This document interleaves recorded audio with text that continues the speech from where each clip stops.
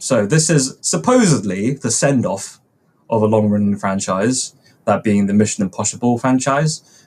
Tom Cruise, he's the main man. Ethan Hunt, Huggity Hunt, they call him. Some might say that his name has a hidden meaning, because as a spy, he goes and hunts the bad guys. Yes. Yeah. And Ethan is very similar to the word python. Yeah, like a snake. Ooh, slithery. Oh, slithery, like a spy. Yeah, slithery spy. That's right. Should have just called it slithery. Yeah. Anyway, this one is the Final Reckoning, which is supposedly the last one of the franchise. Slithery Reckoning. Is it the last one? Who knows? Who knows? My eyelids work independently with one another. That's how I do it. I don't do the wink. I just do, no, I didn't make that mess. Audio listeners here, Matthew's doing something Watch crazy. The video. I just realised we never really introduced ourselves, but I'm sure we don't need to. Yeah. Anyway, you're you and I'm me. Yeah. So we're talking about Mission Impossible Final Reckoning, aka Dead Reckoning Part 2. It's following on, isn't it? They've got the crucifix key, and they have to stop the AI, the entity, which is said like 1,000 times in this movie. Which might go into it. I'm a little bit disappointed with how they handled the entity, but yes, we'll talk about that in a bit. So Tommy Cruise has got the crucifix key, but he's trying to destroy the entity. So all the world's governments are thinking, let's control the entity, because whichever government has control of this, we're in charge of the whole world, baby. The world is ours, as another spy once said. Maybe. I don't know. And then... You're thinking like James Bond. I am thinking of James Bond. And then, yes, but he has the crucifix key, not any of the governments. And he's saying, well, I'm not coming in. I'm not following your orders, because this thing should be destroyed. Shouldn't even be controlled by me. Because some people are saying, Ethan Hunt, you're the only one. You're the chosen one. I was sick of the amount of times that was said. Only Ethan Hunt could do this. It's like you were destined for this. And everything in the previous movies led up to it. There's a bunch of old faces that come back, even from the first movie. And some links to the third movie, which I did not particularly enjoy. And then some other stuff and bingle, bangle, bongo. Bunch of action sequences.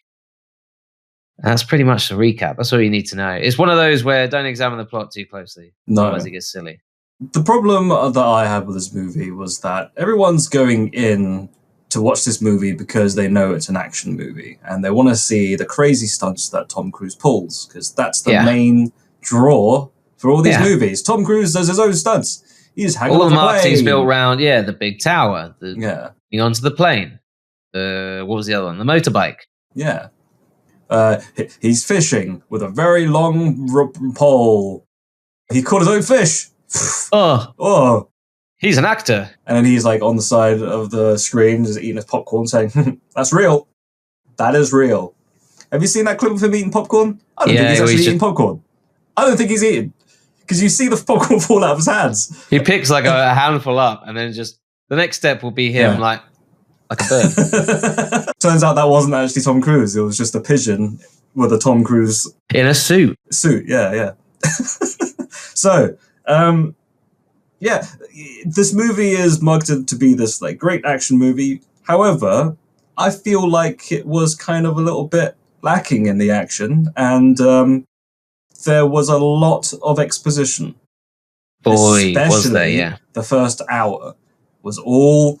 How it felt like to me was when you play a board game with a bunch of friends, and you don't know any of the rules, but they're explaining it to you. And you're like, okay, what now? Okay, all right, this way. Yeah. Okay, right, okay, yeah. But they're explaining everything. They're even like, you could do this on your first turn, but if you really want to play well, you're going to do this. And the reason why you do this is so you can do this at the end of it. And you're just trying to hang on for dear life. You're like, can I just play the game now? I was watching it with a couple of mates, and about 40 minutes in, because I checked my watch, and I said, you realize this has all been exposition so far, right? There's not been anything other than just talking about, do you remember when he did this thing in Mission Impossible 1? Oh, how about Mission Impossible 3? let's not talk about Mission Impossible 2. no mention of Mission Impossible 2 at all. Because, The and forgotten I sequel. would say it's the worst one. So I've been told. Before you jump on me, they're all good. Yeah? They're all good, in my opinion. People have said that the second one is the weakest, but, that's objectively. Subjectively, it's still an all right movie, however how ridiculous it could be. Yeah. He hanged off a cliff. For real. He dangled a knife next to his eye. For real. That's crazy, though. Why would you do that? Why would you put a knife so close to your eye? I would say, linking to that, Cruise clearly goes about this in a way that it's not just about making him look perfect on screen. Mm-hmm. That is certainly a big part of it, him looking good on screen, him looking the hero. But I like that there are some shots during these action sequences where I'm thinking that's not complimentary. He looks ridiculous. But it really fits with the action sequences. Are you talking about the bit where he's hanging off the plane and he looks like he's got a bowl haircut? And he's like, yeah, he's got the bowl cut and a Nixon impression. Yeah, but how do you make yourself look perfect while dangling off? Exactly, whilst doing it. Yeah, it doesn't go the Fast and Furious route, which is we must look perfect in everything, and that's the number one priority. I'd say Cruise's number one priority seems to be making an exciting movie, and I think I would maybe disagree with you slightly that I did like the action. Oh, I didn't say I didn't like the action. I said it was lacking. It was a bit lacking. Oh, okay. You just wanted more. Yeah, I just felt like it was more of the same. It was about maybe half an hour too long, full of exposition. It could have been. I mean, I think I've seen someone say, "Oh, the first hour or so of just exposition could have just been a couple of lines said by Simon Pegg's character, just saying like, oh, looks like all this stuff is tied together. You just got to get in that submarine there, and then you could just start off with the submarine section." Yeah, and it'd been a 2-hour movie. Yeah. I don't know why. I didn't think there was a link between Mission Impossible and Lilo and Stitch, but there it is. Really long introductions, and this one really does. I don't think there's anything in particular that saves it. It's just a bit of a slog to get through that first 45 minutes or so. Yeah. The rest of it... It does pick up. The rest of it is excellent, though. The second half of the movie definitely picks up. I mean, the whole biplane sequence, I was there just hanging on for dear life. Yeah. The submarine sequence, oh my goodness. Now, when I said that, I almost fell asleep during Mission Impossible. It was actually the beginning of the submarine sequence. Because all the exposition leading up to it was sending me to sleep. Right. At the point when it started happening, I was just like, okay, we're going into a new sequence now. But it felt like, first of all, it was very dim lighting. I was already quite tired from work. Anyway. Yeah. And then it was very slow and droning. And I was just thinking, man, we've just spent an hour listening to people talk and now we're underwater and it's very slow and everything. So, and that's when I just felt like I can hear the water trickling and it's so meditative. I was starting to fade away a little bit, and then the moment when Ethan Hunt was, it seems like he's about to drown. I just kind of perked up and was like, oh, okay, things are happening now. Yeah. And I would say that submarine sequence is the standout, and it sort of follows in the same vein as Dead Reckoning, where all the marketing was based around the motorbike jump. Yeah, and none of the marketing told you about the insane train sequence that came afterwards. In the same train way, sequence was great from the last episode. Yeah, the last installment. And but the bicycle jump wasn't even really that impressive because he did it, and I've seen the behind the scenes, but they replaced the whole ramp with CGI, and it sounded like... Yeah. But what I like is that it's almost like a starter. Yeah, like a stunt. It's a little starter, and then the main course of the train sequence comes along. In a similar way, all the marketing is around the biplane thing. You know, there's the semi sort of famous video, I guess, where it's the start of production and it's Tom Cruise hanging off a plane, like talking to the viewer, like, I'm filming my new mission. I'll see you at the movies. I'm insane. See you at the movies. Yeah. He actually added the I still can't remember I still can't forget the bit where not to do with Mission Impossible, but like some of the marketing for another movie he did, which was The Mummy in 2017, where they released the IMAX trailer, but they accidentally released it without the music. Yeah, and so it's just to go ah, ah, ah. I think they took a they took and a page out of that book. He has got very distinctive. Yeah, he does. Anyway, editing is amazing. Lots of people have been talking about the editing, and I would say that it really does stand out, but not too much that it distracts. I do feel like sometimes they could have. Yeah, editing is great. However, there were moments where they were foreshadowing things that were going to happen. Like they were doing the whole Ocean's 11 type thing where it's like, we have to go through here and then we've got to go through there. But they were showing actual clips of what's going to happen. So like they reused they've those done that clips. through. They've done that. Have they done that throughout the franchise? Maybe not all of them, but I remember one of the older ones during the introduction. I think it was maybe Ghost Protocol. Yeah, during the opening credits, there's a big montage of like everything that's going to happen in the movie. Yeah, but sped up. I don't know. For me, I just feel like it's like watching the trailer right before watching the movie. But that's just me. I would prefer them to just leave the crucial moments to be a surprise, and there's a bit more of an element of surprise when you just reveal that something's happened instead of foreshadowing an actual sequence. Like the ending was already shown earlier in a hypothetical, but it's kind of like, oh, I already saw this shot from earlier. So it's kind of like, oh, I'm not surprised that actually happened because they said it was going to happen. And I think the movie ended in the way that I expected, which disappointed me. Well, hang on. Let's talk about spoilers. Hang on. In a sec. But let's give the rating, I guess. Okay. So I think, for me personally, I think I'm probably going to give it a chatting pie. I don't think it goes as high as like a Chatting Pit or Chatting Pit C, or it's not like a perfect movie. I think it really loses a lot of points for the exposition part. Yeah.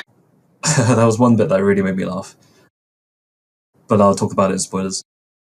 But yeah, I think the Chatting Pit Chatting Pie is purely based on the action, which I thought was incredible. I thought the stunts were definitely impressive.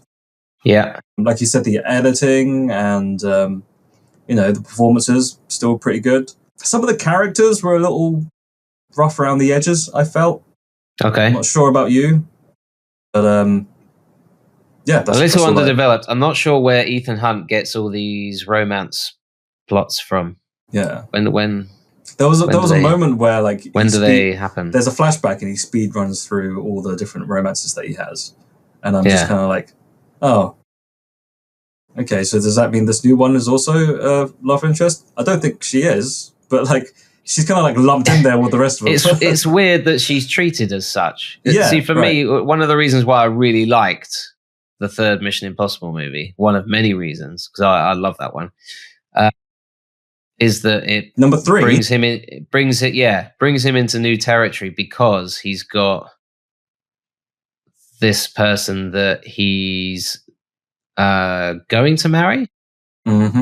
I think it ends with them getting married, doesn't it? Michelle Monaghan, her character. Yeah. And, it makes a bit of a change. And I'm not a huge fan of every movie he's got a different person he'd sacrifice everything for. Yeah. And in this one, it's a thief. A thief that he meets in the previous film. And yeah, at an airport. All right, cool. And they also didn't need to have it. What's your rating then? What would you give it? Chatting P, probably. Chatting P? Okay. Exposition takes a lot away for me. I was being generous with Pi, if I'm being honest. I could probably give it a P, but I'll stick to what I said. Sure. Yeah. But Should we go spoilers then?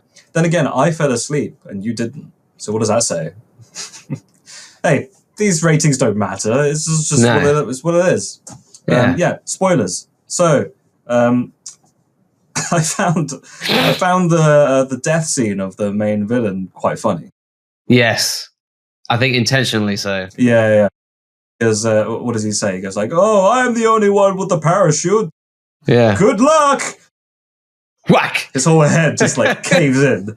the tail of the airplane. Yeah, very funny. And I like how, because in the previous movie, I thought that he was a bit of a nothing character. Yeah, they Not really in terms of his involvement with the. He they was heavily turned involved up with the plot, dial but- of the well, they mustache twirling made in this him. one. I saw someone online comparing him to a Saturday morning cartoon character, and I think that's right. There are times where he's like, "Bet you can't catch me." Who's the guy? Who's the guy from Catch the Pigeon? Dastardly. Yeah. Right. Yeah. That's him. That's him. It is him. Yeah, he's got a plane as well, hasn't he? Yeah. Yeah. Who's Muttley then? One of his goons. Oh, I don't know. Tom Cruise's next love interest. Mm. Yeah. Anyway, so I found that quite funny. Was there any other spoilers that we could talk about? You said you were going to talk about something. That it ended the exact way that I thought it would. Oh, the kind of everyone on the street. They all meet up in the street. They all nod at each other and smile and walk off. And then it did feel. Spoiler alert! Tom Cruise turns around as he's walking away and he shoots, and then the barrel fills with blood. Ethan Bond will return. So yeah, it's definitely open-ended for a potential sequel, even though this one was called Final Reckoning. Yeah, and all the stuff that was like Ethan Hunt's the chosen one. Ethan Hunt, you can do it. Ethan's our man. If he can't do it, well, he hasn't got a stunt double, so no one can.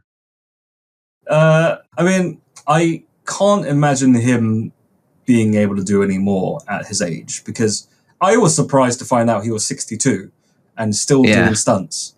And I thought he was in his 50s.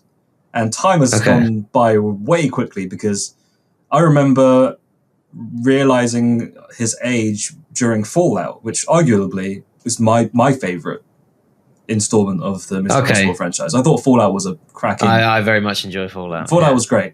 I think I enjoyed Fallout much more than the last two. Even then, he was in his 50s. And I was like, oh man, how is he still hanging off helicopters or doing all this nonsense? But yeah, at 62, hanging off a plane. How long does it take to make one of these movies? 2 years? 3 years? He's going to be 65. 5 years shy of 70. He's not going to be able to do any more. He's going to be... It's definitely going to be Mission Impossible at that point. Watch, he'll walk out onto a chat show to publicize the next one. Yeah. He's installed bionic arms. Ladies and gentlemen, Tom Cruise.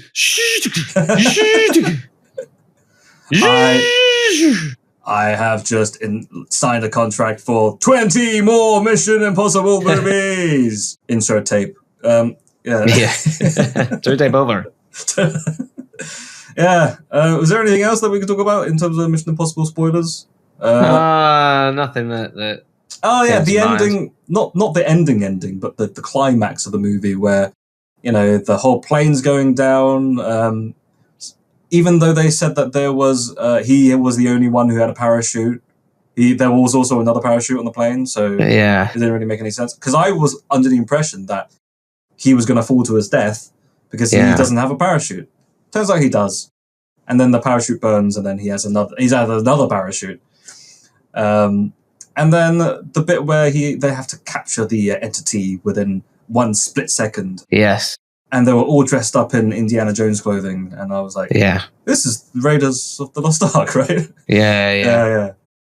Turned into also, speaking of the entity, it just ended up being another timer, didn't it? Yeah. I thought they're going to do something really interesting here, because it could be a great commentary on the way the world's going with AI and all that stuff, and it really only I first saw the trailer and I saw that Tom Cruise got into some sort of box and put a mask on. I thought they were uploading the entity into Tom Cruise's brain. That's what I thought they were doing. They were going sci-fi. Ethan Hunt, only your brain is big enough. The only way to kill the entity is to kill himself. This was the madness of Tom Cruise. Right. I have to swap his head in a millisecond. Anyway, so the hunt lives on. Yeah, I honestly the hunt thought goes on, maybe. It would have been a nice send-off if they actually just went ahead and just killed him. Like, that's the end. Because it literally is the final. You're stuck. You're stuck. There's nowhere to go. You've achieved your mission, but yeah. Well, That's it, you're done. how do you top this one though? Because it's like the world was about to end. The literal world was about to end from But a they're all nuclear like disaster. that, aren't they? Really? Well, most of them are. Kind of like I think some of them was like a, you know, it's a bit lower stakes, but this was global. This was the whole Earth was about to fold in on itself. Yeah, Did that happen in the last one? The train was about to die. Yeah, I'd say the other ones, it's not like this event will destroy the world, but it will lead to, Fallout. It was an explosion that would cause mass devastation, like starvation and drought, and probably lead to a war of some kind. It's okay, like that's world implication. And Mission Impossible 3, like with that rabbit's foot thing, I didn't like how they linked it in. It turns out that the rabbit's foot was the entity, but as a child. Hi. Do you think they just kind of retroactively decided to try and create? It should have just been universe. They should have just left it alone. Why tie it in? Because I also like that. I'm not saying that they should never reference the previous movies, and I kind of like that the later ones have been about, okay, you've made these decisions, you've done these things, and now those decisions, while at the time they seemed like a good idea, they're coming back to haunt you now. Mm. But I didn't like, as you say, retroactively deciding, well, the thing that he was after in Mission Impossible 3 turned out to be this thing. Yeah. It's why? Kind of, what does that add?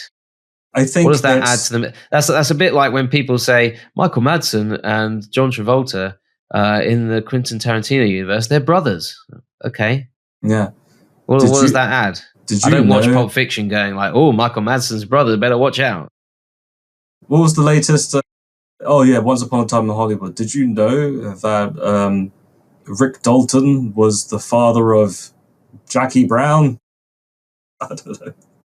I think what they're trying to do is just trying to tie, because I think a lot of people love the whole serialism of franchises. So you've got Marvel Cinematic Universe, everything ties in together. And then the Fast and Furious does that as well, but they also retcon a lot of things. So it's like, this guy didn't die. He was alive the whole time. Didn't you see? You idiot. You idiot. You dum-dum. I think it's just trying to... Anyway, watch our movie now. It's the soap opera effect, isn't it? Of trying to... Yeah, I'm not saying don't do it. As someone who writes stuff, it is quite important to build that stuff that you don't necessarily put in the story and you don't necessarily make people aware of. Because you're building up that world. Yeah. You're building up your setting. So yeah, sure, do that stuff. Decide, okay, yeah, John Travolta is Michael Madsen's brother from Reservoir Dogs.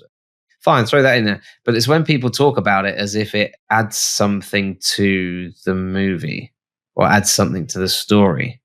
I don't think it does. When people talk about it, yeah, Rick Dalton was so-and-so's cousin. Oh, okay. It has no bearing on Once Upon a Time in Hollywood, but sure. Yeah. Anyway, I think that's as much as we can say about Mission Impossible. Yeah. Chatting Pitch has been brought to you by Leslie Way and Matthew D. Smith. If you enjoyed this episode, feel free to listen to others and maybe even subscribe. You can follow us on the website, formerly known as Twitter. Listen to us on Spotify or wherever else you listen to podcasts. Leslie and Matthew have their own side hustles as well. Feel free to check out Leslie's YouTube channel or Matthew's Medium blog. Links in the description. If you want anything else, we might have other links in the description if we think of anything interesting to add. Thank you for listening. I love you.